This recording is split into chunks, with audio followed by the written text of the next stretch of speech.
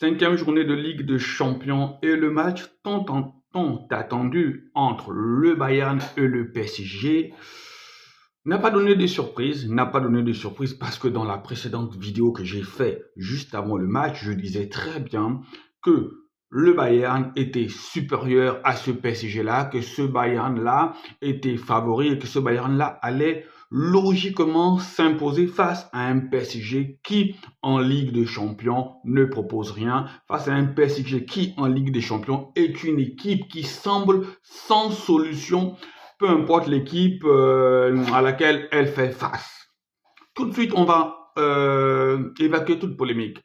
Je crois fermement qu'il n'y a pas rouge sur Dembélé. Je crois fermement que voilà, il ne méritait pas de prendre ce deuxième jaune qui a conduit à ce rouge. Maintenant, quand on a dit ça, on ne va pas ramener la défaite du PSG à l'explosion de Dembélé. Quand Dembélé sort du match, le Bayern et le PSG était déjà mené 1-0. Qu'est-ce que vous avez vu du PSG? Supporters du PSG, supporters parisiens, amis parisiens, votre équipe, le PSG, est-ce que ce soir vous estimez qu'elle vous a fait plaisir? Est-ce que ce soir vous estimez que cette équipe-là mérite d'aller plus loin? Est-ce que ce soir vous estimez que cette équipe-là même est capable de faire l'impossible et de battre les gros de cette Ligue des Champions-là? Personnellement, j'ai vu une équipe qui ne proposait rien. J'ai vu une équipe résignée. Et j'ai vu une équipe qui a raté aussi quelques petites occasions qui, en d'autres circonstances ou dans d'autres que certaines équipes pouvaient transformer. Le raté de Warren Zahir Emery, d'habitude, c'est Dembélé qui nous fait des ratés comme ça. Zahir Emery est sûrement capable de mieux faire face à cette action-là qu'il rate. Barcola, inexistant comme d'habitude. Barcola n'a rien prouvé. En Champions League, en Europe, Barcola n'a pas encore trouvé son rythme de croisière. Barcola, on ne doute pas de ses qualités.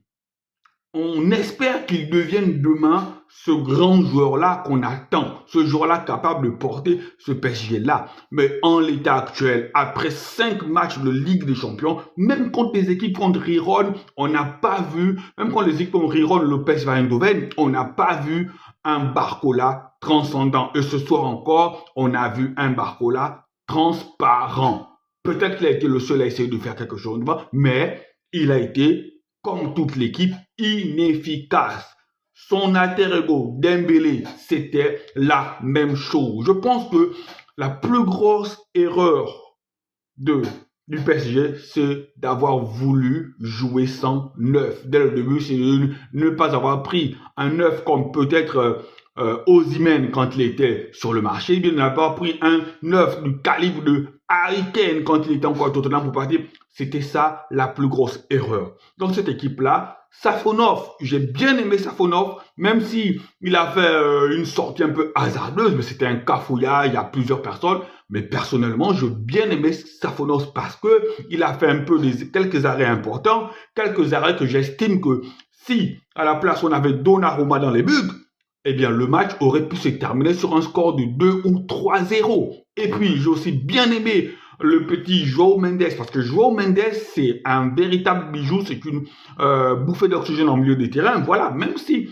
le milieu de terrain, lui, PSG a pris l'eau, mais João Mendes a sorti la tête du lot. João Mendes dans une équipe qui joue au ballon, une équipe comme le Barça, une équipe dominatrice, eh bien, João Mendes ferait du bien à n'importe quelle équipe. Et comme toujours, même si toute la défense a été aux abois, toute la défense a pris l'eau. J'ai bien aimé aussi Hakimi. Hakimi, c'est un joueur sûr. Hakimi, offensivement, ça apportait. Il a pris une prise de risque.